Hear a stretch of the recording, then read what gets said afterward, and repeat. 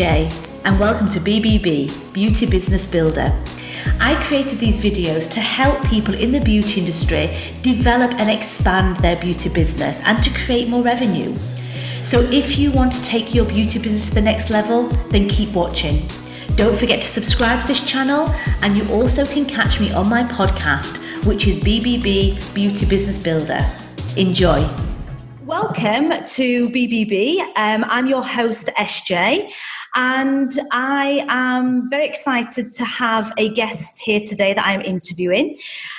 This is the podcast to be listening to help you with your beauty business development. We're looking at all forms of helping to expand and develop your beauty empire. And it's a really good day today. The sun is shining, which is also very nice, but we've had some fantastic news within the industry. So the industry has now been given the go-ahead that we can should be able to fully return from the 1st of August. So we are pretty much all systems go at the moment, which is fantastic news, but also I still want to encourage people to still be working on their business and developing their business in the background. Which leads me on to my guest today. Now, I met Michaela probably about 2.5 years ago now. Very similar circumstance at the time. We both had a couple of two-month-old kids, and literally trying to juggle work, being a mum, training, everything else, just being that kind of unstoppable business entrepreneur woman, and trying to juggle life really. But we had both very similar outlooks on life and business.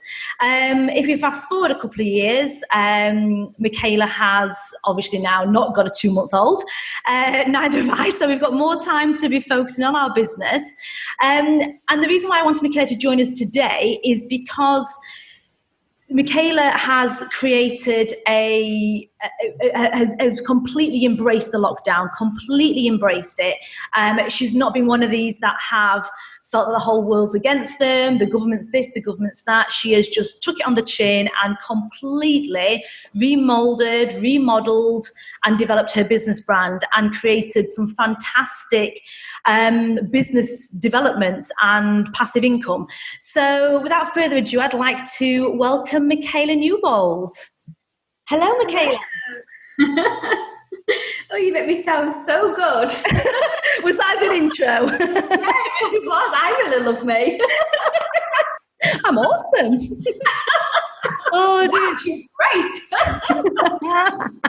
But no, it is so nice to have you here because I do think we have both come from very similar, with similar age, I think. Young children, trying to work, trying to do it all. And I think that kind of resonated with our connection as well when we first met back in training. Yeah, absolutely. Awesome. So do you want to tell me, if I've not told it all, would you like to tell me a little bit about your background, a little bit about you and your background? Yeah, so you spoke about me having a young child who's nearly 3, but I actually started out probably about 17 years ago, and at the time I actually had a 5-year-old. So you like to do things at the same time, don't you? Absolutely, yeah, I like to keep myself busy. So like everybody else, I think we all start in this business and we think you're going to do a course and you're just going to be fantastic, and you're literally going to go out to work 9 to 5 and the money's going to come in, and we think it's going to be easy. It really isn't. I think the thing is knowing how to juggle your time, but also try and master your trade as well. Yeah. The thing is, you've done. So when you first got into the industry, you had that juggling aspect with your 5-year-old at the time, and then now you've completely remodeled your business, you're doing it again. So, I get a lot of people that say, that message me, or they talk on the group saying, I haven't got time, I've got young children. That obviously is not stopping you. No, it's not.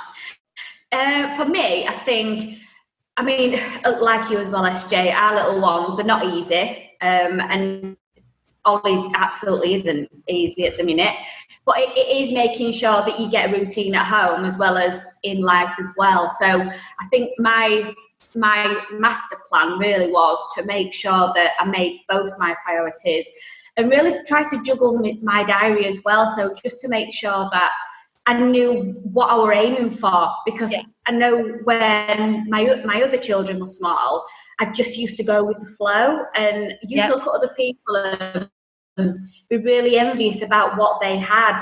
But what I didn't realise was I actually had it as well. It's just that I couldn't see because I were always aiming for something more as well. Yeah. So I think the thing is now is to try and embrace what you've got, but make it better and make it something that you want rather than what somebody else has got. Yeah. See, I talk a little bit about that on my, we go into like the mindset and things on one of my webinars about getting sucked into everybody around you. And it's so easy to do now, especially with social media. It's so easy to, people only share good stuff. People only share good stuff. You pick up the phone, you get sucked into, oh, why she got that and why is she looking busier than me and why is she producing that work? And then before you know it, you're in such a negative headspace, and that almost puts a guard up for your development. And I think that's a real big battle a lot of people have. It really, really is. So going back 6 months ago, what changed for you 6 months ago? Obviously, it's pre-lockdown. What made you change your outlook, your business outlook? So obviously when we got the news about coronavirus, I think, as you've just said about mindset, I did think I went into myself for probably about 3 or 4 days. And I think like everybody else that's got a really hands-on trade, I think I was probably one of those people that thought, what am I going to do? Everything I do relies on face-to-face contact when I lock myself away. But what I didn't actually realise is what I actually do have to offer as well. But I am the least tech-savvy person ever. So even just coming onto Zoom today, I've literally had to sit for like 20 minutes making sure it's downloaded. I've had to Google things. It's not as scary, and real life isn't perfect, and I think that's kind of what I had to come across is people like to see flaws. So what I actually did is I'm a trainer as well, as you've already said, and I had so much to give, and I get so many people asking for things that generally I don't have time to do. So whether it is eyelash extensions or doing bits and bobs of perfecting training. So what I actually did was I needed to make a passive income stream. So what obviously I did is I had to go really deep inside myself and find how to build a website. Find the geek inside you. Find the inner geek. I found out my specs. But yeah, so I needed to look at what I had and just make it better. I think as beauticians and aesthetic therapists, we always talk about this time that we really want and we really need. And we always talk about we've never got time to do this and we've never got time to do that. So, I did embrace for about 4 days watching Jeremy Vine and This Morning. And I just thought, do you know what? This is not for me. Yeah. And I was getting sucked in and I knew I couldn't. Yeah. So I knew that I had to, it would rather build the business or stop doing it and go get a job. Yeah. And that's kind of, I knew that I loved doing what I do, so I know I had to make it work. Yeah. And you went in it 100%. And absolutely. The good thing about, which a lot of people have failed to realise with lockdown, the good thing is that we've been given time. We've actually been given time just to have them 3 days of, but you're feeling sorry for yourself, do it. But we've had time to actually look at our business, look at what we like, look at what we don't like, and think, right, how the hell can I make this work? I'm either going to sit here and go on all these forums day in, day out and doom and gloom and moan about what I can't have from the government, or I can make it work for myself. So what you've done, you've created, I don't think we've touched on your experience. So you've got the beauty side, you do the permanent cosmetics as well, and skin aesthetics as well. Is that correct? That's right, yeah. Yeah. So where you see yourself is more the skin aesthetics, permanent makeup, but you've got all these other qualifications and experience behind you. So that's what you've turned passive then? Absolutely, yeah. All the things that I know so much about and somebody else can benefit from, but at this point, it's not my client base. So I needed to brand myself. I needed to, rather than being a jack of all trades, I needed to brand, and that's the first thing that I invested in, was branding myself. So you started rebranding, you refocused on your avatar, on the clients that you want, and you realize, I've got all these skills, why just put them in a cupboard, get them online, get them on these online webinars, and there you go. You've just then created a passive income. And there's so many people out there that can do that. And I think, do you think a lot of people get to a stage, obviously you've got to a stage where you know where you're going with the aesthetics and PMU, so you don't necessarily want to be focusing on the other side, but do you think a lot of people don't want to share the knowledge? Do you think a lot of people are a little bit like, well, I'm good at nails, I ain't teaching no one how to do nails because I want the clients? Don't you think a lot of people are quite protective? Yeah, but the thing is, though, is it's better to be known for being good at something and sharing that and having people that are your cheerleaders than just keeping those clients to yourself. Because we all know that if you break your hand, that person's going to go somewhere else. So building a network of people that are your cheerleaders, and I do think that I do have these people, is much better, because you've always got that support. So then when you have got something new to, whether it is nails or whether it is aesthetics or, I don't know, eyelash extensions, you have got people that, I can't fit somebody in, I'll send them to somebody else. You build that network, you've also got that support as well. And I always find that having that support network is much nicer than being, I think when you do actually start in a clinic, it's a very lonely place if you try to keep everything to yourself. So I feel that a lot of people, I get told a lot of the time, oh, this industry is such a bitchy industry. And I really don't believe that it is, because I do feel that there is a lot of support in this. I mean, we both do the same thing. Yeah. But at the end of the day, we both have different avatars, like you said. And we're both talking now, helping each other's businesses. Absolutely. I do so much to go around.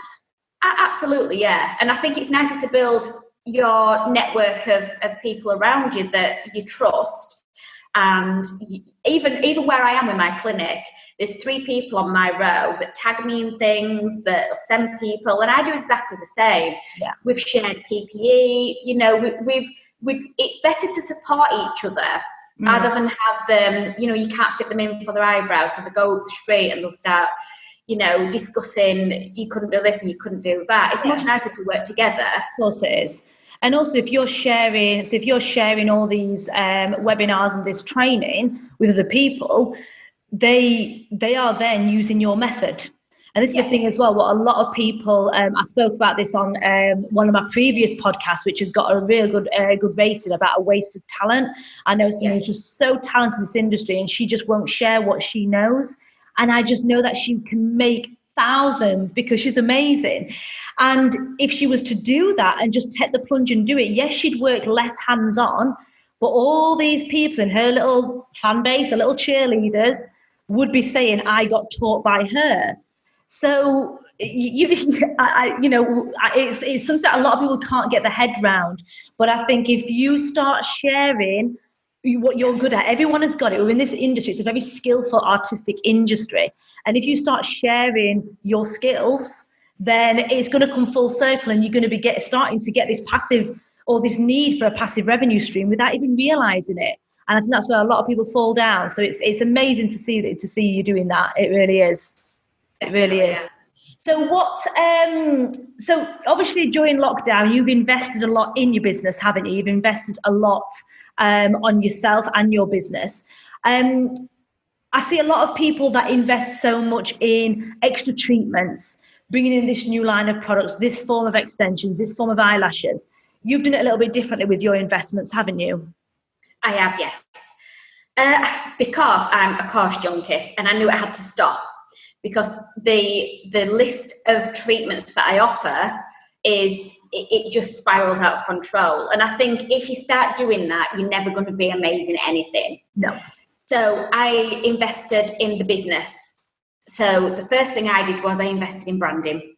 So completely rebranded, new logo, new website, colour schemes, mood boards, templates. Yeah. I knew all what to work around me. So now I know who I'm targeting and I know how to target them. Yeah. So that was the first thing. And then the second thing, I invested in a passive income stream course. So I know how to go online, as in I know how to video a course, but actually passive income's more about how you're gonna reach that person, how you're gonna reach that avatar. So with the passive income stream training, it's been about working with other people that not just in the beauty industry, so learning how other businesses operate as well. Yeah. So yeah, I've invested usually in the actual business side as well. So lots of training in business. And I think a lot of people forget that, and whenever they get more money coming through the till, they straight away, they either spend it and not reinvest in anyway, or they go for, right, okay, now I'm going to get that new treatment in or that range of products, which works sometimes, it really, really does. But I think if you've not worked on yourself, either coaching, branding, development, whatever it may be, you is it slogging a dead horse? Is that what you say? You're slogging a dead horse. Yeah, in my head it didn't sound right. Yeah, slogging a dead horse. So too many people spend too much time and money actually in the business and not coming out of it, looking at it as a whole and start to work on themselves as a person, if they're a sole trade and it's a one-man band, or the actual business model. And I think that is the massive advantage with lockdown. It really has done that for a lot of people. Do you feel that lockdown is making you, has made you? Yeah, I think it's taught me who I am and where I want to be. It's given me direction. Everybody comes into an industry to earn money. Yeah. And I understand that everybody needs passion, and but passion only takes you so far. What's passion if you can't afford to feed your family? What's passion if you're getting the bus to work? Yep. So for me, I have got that passion, I have got that drive, but I've also got, I know what I'm good at as well, and I know that I'm really good at communicating with people. I know that I'm really good at explaining things. Yeah. But I'm also a really good mum. And I think that's the thing is sometimes, and you need to be able to separate your time. So I think sometimes when I got the time, I wanted to work out how I could be good at all these. So rather than coming into the clinic and spending 6 days a week, 9 till 6, I needed to work out, I don't want to have gaps. So I'm going to work these days a week and I'm going to train these days a week. And if you want to learn this is where it's going to be. This training is only going to come around three times a year. So I'd rather have people on a waiting list rather than empty classrooms. Yes. And spend that time enjoying my life, so I can enjoy doing the training and I can enjoy working with my clients. And, I skip to work. I enjoy coming into work to spend that time doing what I love to do. But I also enjoy going home as well. Yeah. And I think you hear so many times, the posts that I see sometimes about, it's Monday. And sometimes I think to myself, well, why are you doing that job if that's how you think about Monday? Yeah. Or, yippee, it's Friday. I like to work Saturdays. Yeah. I do also like to do things with the kids as well, or, watch a movie with my husband and be able to put the laptop away. Yeah. And I think that's what lockdown's taught me as well, is about trying to divide time. And instead of doing everything half-heartedly, is make people want to be with you and yes, do what you want to do and experience what you've got to offer. But if you've nailed your avatar, then you're not selling it to anybody, are you? They are coming to you. You've nailed your avatar. They know where you are, and they will come to you when they want your services, and that's the thing. I did. It's actually going to be released on Monday. My next podcast about the rat race, and I think we do that so much in our industry. It is literally you turn up, you go 9 till 8, you go, you're solid, you go home, you start replying to messages, start negotiating prices, doing all of that, and it is just relentless. You know, we want to do more of it because we want more money, but we forget our why. We actually forget why the hell we're doing this. And on my webinars that I'm working on at the moment, we're looking at, I want people to kind of revisit and actually think, right, okay, what is your why? Why do you work? Why do you want the money? Who do you want to spend time with? You know, and actually start to then think of the business in a different way, you know, because you've just refound your why, which most of the people's why is they want more money and more time with the family.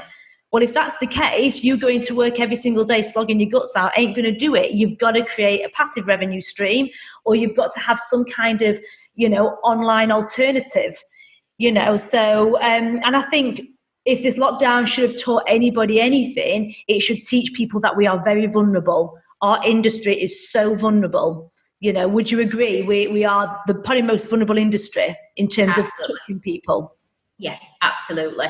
Especially with aesthetics. Yeah. Because it's not even something you can give them to do at home.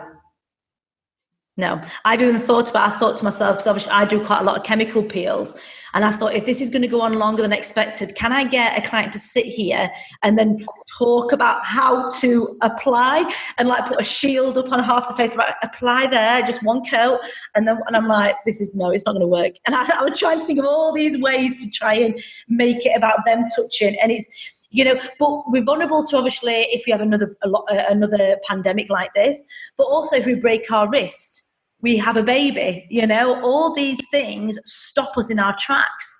And we should have probably learned by now, me and you know, we've had 2 kids apiece. We should have really learned that the moment you have a kid, well, we only had 3 months off, if that, that things stop, money stops coming in. And I just think, I think it's amazing that, you know, I've got, I'm part of a group where there's a lot of people like me and you that are well on the way to creating a passive revenue.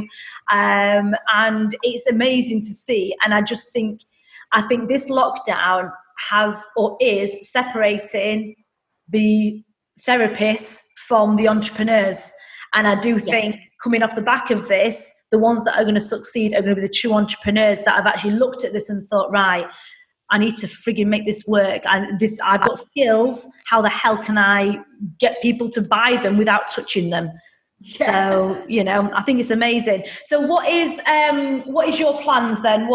Where do you see yourself 6 months time, Christmas? What is the plans for you and your academy? So I'm working on some bits and bobs at the minute. So I'm working on a membership.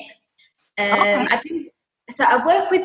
tend to get a lot of people that send me messages saying, do you do skin peeling online? No. Do you do this online? No. You know, I do think that with the industry not being, it doesn't generally have any rules, regulations, no guidance. And I think the thing is now you are seeing people that your clients, they want to see results, and doing dermaplaning treatment, it just isn't cutting it, because, you know, 7 days later, the skin's exactly as it was. Yeah. So what I'm working on a membership about perfecting skills. So I'll be working with a lot of therapists that kind of want to work on the skills and understand things that they might not have been taught in training. Okay. And I'm also, as a trainer, so I also train other trainers. So I'm also working on a train the trainer. So some of the girls that have been coming through that have got amazing skills in lash extensions or gel polish or nail extensions, and they want to be able to teach other people but don't know where to start. Okay. I think sometimes when you go to mainstream colleges, the first thing they say is you've got to do a degree, or you've got to do this, you've got to do that. And with the stigma of beauty therapists, when we're supposed to be not very bright, or, you know, we've got this pink fluffy industry. Yeah, we're like 1970 parlours, aren't we? We're not modern high-tech clinics anymore. No. We've gone back 20 years, 50 years, sorry.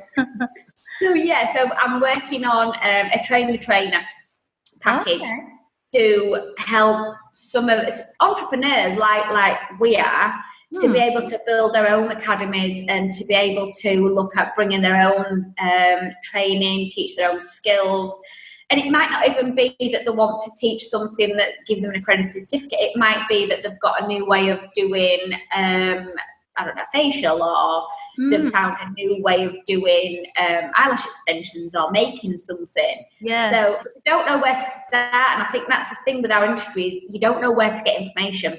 Yeah. Yeah. So and I think some people are scared of asking as well, so having having a Facebook group where people can openly talk and ask questions about, right, how can I go about doing this? Put me in the right direction. Having like-minded people around you in certain groups, certain entrepreneurial groups, I think is so important. And that's why I created this page and want to do things more in this page, because I want people to get these nice golden nuggets of information and then know what to do with it. But it's so nice that you are, obviously you train, you are a trainer, but you're wanting to train other people to be trainers. Now, a lot of people would think, oh God, no, why would you do that? Because you want that end user to come to you, But I think this is where you need to think for the bigger picture. If you've got people coming to you to learn to train, you've then approached a whole other market with your industry. Absolutely. I think the thing is if you're seen as being an expert in your field, you're not going to lose clients. People will come to you and that's probably one of the main things that I get asked. How do I do what you do? How do I get into teaching? I've taught now for nearly 11 years, and I've probably done it the hard way. And I've done, sitting in a classroom with a classroom of builders or bakers or healthcare workers. You don't ever learn how to do what we do. Yeah. And you never know who to ask questions, because if you need to find answers, generally there's generally an agenda behind somebody answering a question for you. So you generally have to pay for it. Yeah. And I found out the expensive way, but I've loved every minute of it. And what I want to do is like I say, is try and guide people to be able to do that. So, I teach somebody else. They're still going to come back to me when they need answers. Yeah. So I think, like you say, trying to keep things to yourself, you're not really... Selfish. It's selfish. Yeah. Sharing is caring. Right. Okay. So before we go on to, before I check if we've got any questions, I've got a few questions for you. They're not too harsh at all. So if you didn't do what you do now, what did you want to be growing up? I wanted to be cabin crew. Oh, okay. And I nearly was. Yeah. But I had my daughter, and that was the end of that chapter. The daughter came along. Oh, you've got to love them. What hair or beauty product can't you live without? What is your one thing you'd have to take to a desert island with you? I would probably say my cleanser. Yeah. Because I use it for everything. I sound like QVC now, but because it's so hydrated. It's when I have. It's good for dry lips. It's good for my eyelashes. Is it like a glycolic acid, salicylic, hyaluronic acid cleanser by any chance? Yes. Yeah, I've got one similar. Yeah, I love it. Because even though your skin feels so clean with it, the hyaluronic acid hydrates the surface as well. So yes, win-win. You can purchase through the link below. Oh dear. Have you got any pet peeves with the industry? The industry that you're in, have you got any pet peeves? I think, without sounding like I'm trying to put anybody down, I think people that are in it for a quick buck. My pet peeve is I work Monday to Friday in a bank, and then Saturday morning I do X, Y, and Z to earn some extra money. Yeah. I think just really because you really do a disservice to your clients. So I think sometimes, there's some amazing people that do that, but then there is also some people that are just in it and they see it because they think, oh, she drives a Range Rover, there must be some money in it. Oh, I don't drive a Range Rover, by the way. Or, she's got that handbag. Or and I think sometimes we're seen as being a money industry. Yeah, I agree with that. I agree with that. There's, especially when you look at the more advanced aesthetic side, people look at the price of, say, injectables, and they're like, oh, £200 for 2 areas. Oh my goodness. And they're in there 5 minutes. Look how much they've made. They fail to realise that Botox probably costs, Yeah. 160 quid or something. So yeah, I think there's a lot of people that do. But unless you're in the industry and you're in it full time, you don't really understand you don't understand what goes into it. You don't understand the money side. You don't understand the clientele. And also, the really good therapists are not in it for that quick one turnaround client.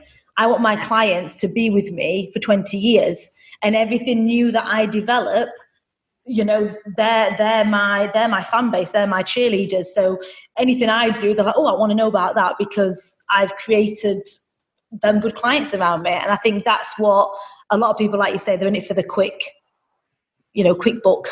Yeah. Know. That's my pet peeve. Yeah. Any business regrets? You got any business regrets? Business regrets? No. No? I think if you regret something, you've not learned from it. Yeah. And I probably an expensive learning, but there's nothing that I've ever done that I've thought I've wasted my money. Because even if I've wasted my money, I've learned not to do it again. You've learned that that's not the right thing to do, or I'm going to do it different from now on. Yeah.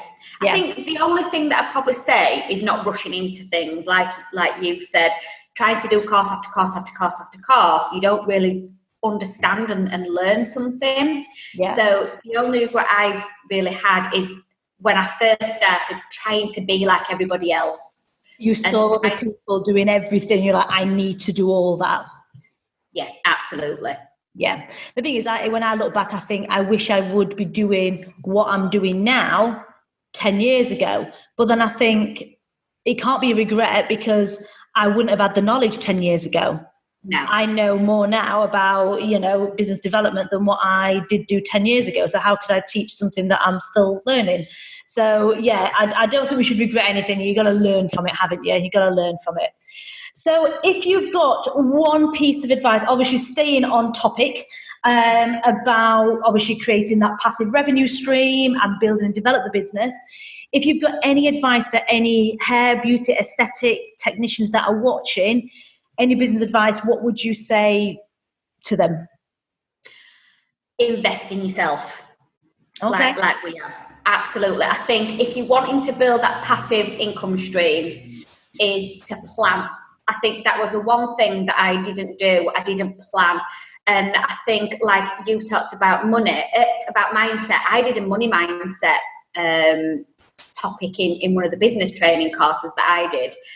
And it was always seen as a dirty word. It's always like, oh, you don't really talk about money. Or if you did talk about money, it was kind of like you're one of them people that you were just after, like the gold diggers are. And it really isn't. I think knowing the goals that you want to achieve, and knowing what you want to earn. If you don't know what you want to earn, how can you earn it? Yeah. And that's probably one of the main things, is investing in yourself and understanding what you want to achieve. Yeah. I've got I'm doing a free webinar actually about mindset and building your vision. And it is a free webinar. It's still free at the moment for people that are listening. And it is about actually writing down a statement, writing down your statement, your vision statement, creating a vision board, but actually writing down, I want to have, or I will have X amount of money, or I will have my dream car, or whatever it may be, by this date, and I'm going to do that by offering my clients and say it, learn it, repeat it, make it so it's in there, so you know exactly what you're working towards. If you're not working towards anything, you are then just in the rat race. You are just going hell for leather, back to back, and no time to spend the money with the family, So absolutely. Good advice. Well, thank you so much for joining me today. And how can anybody get in touch with you if they wanted to go down the route of learning to develop their training skills? What's your business name and everything else? Do you want to give me your little... So it's Michaela Newbould. The clinic is Michaela Newbould Advanced Beauty, and the training centre is Michaela Newbould Training Academy. So I can actually pop the websites in if you wanted. Yeah, well, what I will do is on this, at the bottom of this link on the podcast, it will have your credentials down there so anyone can get in touch. Well, thank you so much for joining me today. It's been a pleasure. Very welcome. Thank you very much. You are welcome. Hi guys, thank you so much for watching. If you feel that you have got great benefit from this and you would like to work with me on a one-to-one or join one of my webinars, then please don't hesitate to get in touch. You can connect with me on Facebook and Instagram, and all my links should be below in the description. I look forward to speaking to you soon and taking your business to the next level. Bye for now.